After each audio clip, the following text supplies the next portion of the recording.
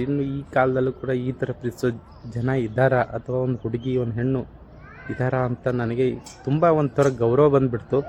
ಇತ್ತೀಚಿನ ದಿನಗಳಲ್ಲಿ ಒಂದು ಸೋಷಿಯಲ್ ಮೀಡ್ಯಾದಲ್ಲಿ ಒಂದು ಲವ್ ಸ್ಟೋರಿ ತುಂಬ ಫೇಮಸ್ ಆಗಿತ್ತು. ಏನಂದರೆ, ಇಬ್ಬರು ಗಂಡ ಹೆಂಡತಿ ಪ್ರೀತಿಸಿ ಮದುವೆ ಆಗ್ತಾರೆ. ಮದುವೆ ಆಗಿ ಒಂದೆರಡು ವರ್ಷಗಳಲ್ಲಿ ತನ್ನ ಗಂಡನಿಗೆ ಬ್ರೈನ್ ಕ್ಯಾನ್ಸರ್ ಇದೆ ಅಂತ ಗೊತ್ತಾಗುತ್ತೆ. ಅದಾದಮೇಲೆ ಆತ ಚಿಕಿತ್ಸೆಗೆ ಒಳಪಡಿಸ್ತಾರೆ. ಆವಾಗ ಅವನ ಹೆಂಡತಿ ಪ್ರತಿದಿನ ಅವನ ಜೊತೆ ಹೋರಾಡ್ತಿರ್ತಾಳೆ, ಕ್ಯಾನ್ಸರ್ ಜೊತೆ ಫೈಟ್ ಮಾಡ್ತಿರ್ತಾರೆ ಗಂಡ ಹೆಂಡತಿ. ದಿನದಿಂದ ದಿನಕ್ಕೆ ಅವನಿಗೆ ಜಾಸ್ತಿ ಆಗುತ್ತಾ ಹೋಗ್ತದೆ. ಅವಳು ಅವನ್ನ ತುಂಬ ಕೇರ್ ಮಾಡ್ತಾಳೆ. ಆಮೇಲೆ ಅವಳಿಗೋಸ್ಕರ ಅವಳ ತಲೆಯಲ್ಲಿ ಕೂದಲು ಕೂಡ ಕಟ್ ಮಾಡ್ಕೋತಾಳೆ. ಅವನಿಗೆ ಆಪ್ರೇಷನ್ ಆಗುತ್ತೆ. ಅದಾದಮೇಲೆ ಹಿಂಗೆ ಕೇರ್ ಮಾಡೋದು ಪ್ರತಿಯೊಂದು ವೀಡಿಯೋಗಳು ಕೂಡ ಆಕೆ ಸೋಷಿಯಲ್ ಮೀಡ್ಯಾದಲ್ಲಿ ಹಾಕ್ತಾ ಹೋಗ್ತಾಳೆ.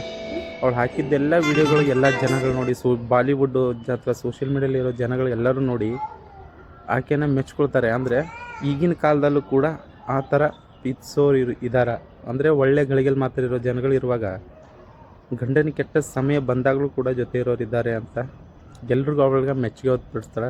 ಆದರೆ ಇಲ್ಲಿ ವಿಚಿತ್ರ ಏನಂದರೆ, ಕ್ಯಾನ್ಸರ್ ಆತನ ಗಂಡನ್ನ ಕೊನೆಗೂ ಬಲಿ ಪಡ್ಕೊಂಡ್ಬಿಡ್ತು. ಆದರೆ ಗಂಡನನ್ನು ಉಳಿಸ್ಕೊಳ್ಳೋಕ್ಕೆ ಅವಳಿಂದ ಆಗಲಿಲ್ಲ. ಆದರೆ ಅವಳು 100-200% ಅವಳಿಂದ ಎಲ್ಲ ಥರ ಕೋಶಿಶ್ ಮಾಡಿದ್ರು.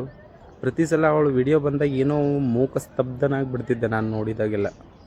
ಇನ್ನು ಈ ಕಾಲದಲ್ಲೂ ಕೂಡ ಈ ಥರ ಪ್ರೀತಿಸೋ ಜನ ಇದ್ದಾರಾ, ಅಥವಾ ಒಂದು ಹುಡುಗಿ ಒಂದು ಹೆಣ್ಣು ಇದ್ದಾರಾ ಅಂತ ನನಗೆ ತುಂಬ ಒಂಥರ ಗೌರವ ಬಂದುಬಿಡ್ತು.